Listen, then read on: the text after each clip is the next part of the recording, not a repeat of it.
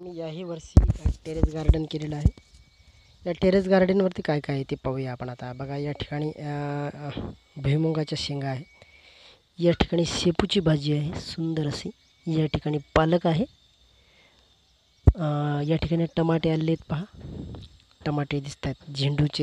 झेंडूचं रोप आहे. या ठिकाणी शंकर पार्वतीचा वेल आहे. मागच्या वर्षी खूप सारं होतं, परंतु यावर्षी बघा या ठिकाणी झाड आहे. टमाटे आलेत बघा, कितीतरी मोठे मोठे टमाटे आहेत. हे किती मोठं टमाटे आहे पहा. पाहून घ्या या टमाट्याची साईज.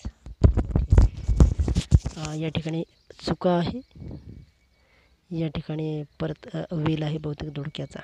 आंबाडीची भाजी आहे. हा कांदा आलेला आहे. हे गवाराचं झाड आहे. इकडे ही शेपू आहे. आंबाडी आहे. घराच्या गच्चीवरील ही शेती करताना फक्त एकच काळजी घेतली पाहिजे की पाणी मुरलं नाही पाहिजे आपल्या जो स्लॅब आहे त्या स्लॅबमध्ये. कारण बऱ्याचदा काय होतं की आपण जर का घरावर केलं आणि हॉल असेल तर त्या ठिकाणी आपण POP केलेली असते. मग बऱ्याचदा काय होतं, हे पाणी मुरू शकते. आता आमची हे जे आम्ही रोप लावलेत किंवा या ठिकाणी पालक वगैरे लावला, हे आमच्या पोर्चचं छत आहे. म्हणजे या ठिकाणी पाणी मुरण्याची शक्यता नाही. कारण POP जर का असेल छताच्या खाली तर मग ती खराब होऊ शकते. आणि कारण अशा काही ठिकाणी दुर्घटना घडलेली, ते POPच गळून पडली. ती काळजी घ्यावी. आणि दुसरी गोष्ट काय की खाली आम्ही प्लास्टिक अंथरलेलं आहे. ते प्लास्टिक अंथरल्यामुळं काय की पाणी मुरून राहत नाही, साईडला ते निघून जाते. ते स्लॅबमध्ये मुरत नाही पाणी. अशी आपण काळजी घ्यायची आहे.